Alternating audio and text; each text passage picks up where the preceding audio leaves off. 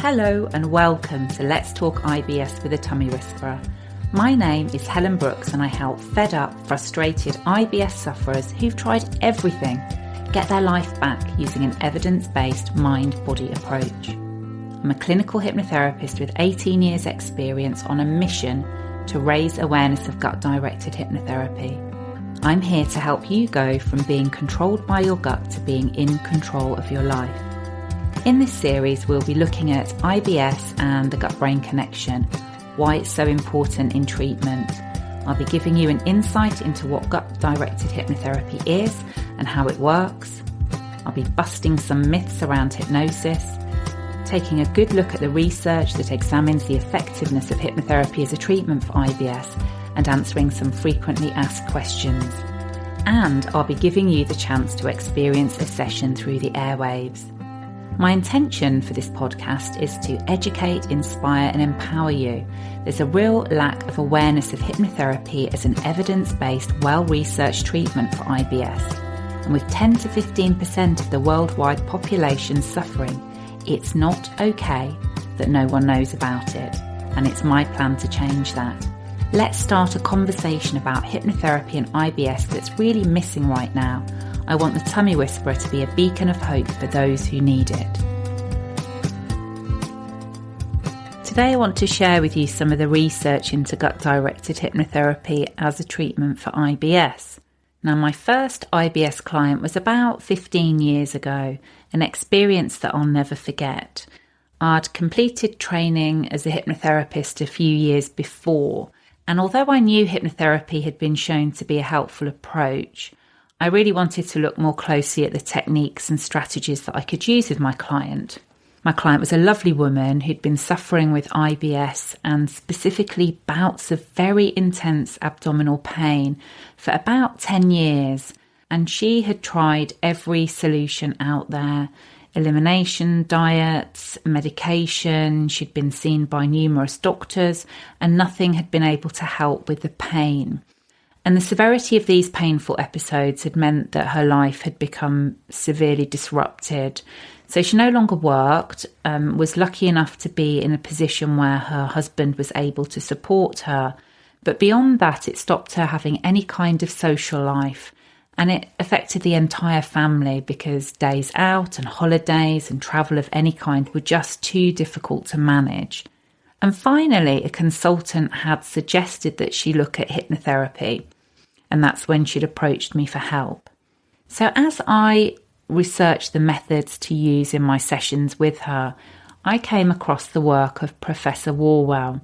And he is the UK's leading IBS gastroenterologist and also the pioneer into the use of hypnotherapy for IBS. The first study that I came across was in The Lancet in 1984, and it was the earliest formal study of hypnosis treatment for IBS. And it remains to date one of the best studies in this research area. The reason being was that it was really thoroughly placebo-controlled. And what it showed was a dramatically greater improvement from hypnosis treatment above the placebo. Now, 30 patients with severe symptoms that had been unresponsive to other treatment were randomly chosen to receive either 7 sessions of hypnotherapy or 7 sessions of psychotherapy plus placebo pills. The psychotherapy group showed a small but significant improvement in abdominal pain and distension and general well-being, but not bowel activity patterns. Whereas the hypnotherapy patients showed a dramatic improvement in all IBS symptoms. In 1987, further patients were added to create a combined patient group of 50, and the success rate was 95% for classic IBS cases, but substantially less for IBS patients with an atypical symptom picture or significant psychological problems. So 95% success rate is utterly mind-blowing. And that raises the question, why is hypnotherapy not more widely known about or offered as a treatment. And we'll come to that later on. So for now, what I want to just focus on is that a course of gut-directed hypnotherapy has been clinically proven to be a highly effective way to reduce symptoms of IBS. I want to take a look at a couple of other really important studies next.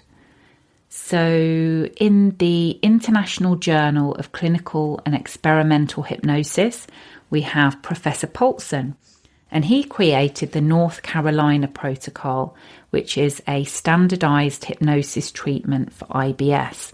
There are 7 sessions, and it's been tested in 2 published research studies and shown to benefit more than 80% of patients.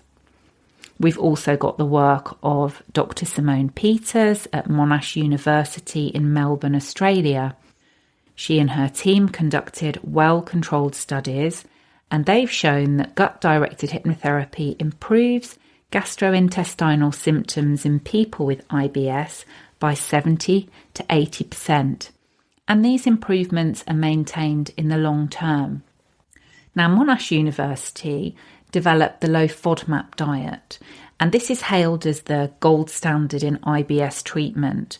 So it was a real surprise to the team to find that hypnotherapy performed equally as well, but without any focus on diet. So a totally different approach, a different way of working, but equally as effective. And these research studies are really just the tip of the iceberg. There's been way more research into this approach, and all of it showing hands down hypnotherapy is an effective approach for treatment of IBS. And studies show various rates, of course. We've got success rates varying from somewhere between 70 up to 95% success rate. And there's also been studies as well that have followed patients for 5 years and symptoms remained reduced. So it's not just a short-term treatment, it's a long-term solution too. So I hope that you are now as blown away hearing this as I was when I first came across these statistics. They're just phenomenal. And I'm sure you can see why I want to shout about it from the rooftops with my megaphone and tell the world. I just find it incredibly frustrating to know that hypnotherapy works. Yes, it's scientifically proven. It's natural, it has no side effects, it is safe, relaxing, enjoyable. It's been shown to help with all symptoms of IBS.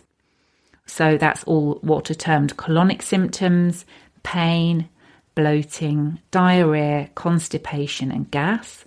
But not only that, it's been shown to increase life satisfaction scores. That means people feel happier. And it also helps with non-colonic symptoms. These are things like nausea and fatigue that are really often have a big impact on people with IBS. And these are really ordinarily very hard to treat from a medical perspective, and yet hypnotherapy can help. So it's amazing. Incredible research, incredible results, and yet incredibly frustrating to me that there are so many people really struggling with severe IBS that doesn't respond to dietary changes and medication. And these are the ones that I'm really hoping to reach. There's unnecessary suffering and an approach that can help. Now, the problems are, 1, that no one knows about it. 2, that there are so many misconceptions around hypnosis that people who do hear about it dismiss it because they don't know how it works or that it's an evidence-based approach. And 3, it's hard to find a hypnotherapist who has experience in this area and is qualified to help. The Tummy Whisperer was created to address these issues. I wanted to develop a way of working that could help anyone anywhere in the world through working online. I'll talk more about this later. But yes, there's even evidence to show that Skype or Zoom, gut-directed hypnotherapy, is effective. And that's really important to me. My approach is grounded in science, infused with empathy, and guided by 2 decades of experience. And I almost forgot, how could I? My very first IBS client was able to control the bouts of pain herself after just a few weeks. She was able to take the time to lie down, place her hands on her stomach, use the visualizations that we'd used together in treatment, and the pain would subside. So life became enjoyable and stress levels went down. And through that, because of that, the episodes became less frequent and less severe, a result which we were both extremely happy with. Now remember, my mantra is, it's not okay that no one knows about it. So please share this info with others. And if you're in a Facebook group for those with IBS, point them to the podcast. Let them listen to the information, let them make up their own minds if it's an approach they'd like to look into or try, but do help spread the word. My megaphone only reaches so far. Thanks so much for listening, and I hope you'll join me for episode 3. In episode 3, I'll be talking about my journey to becoming the tummy whisperer. Who am I? And why I think I have the best job in the world. If you want to get in touch, don't forget you can find me at allw's, thetummywhisperer.co.uk. Bye for now.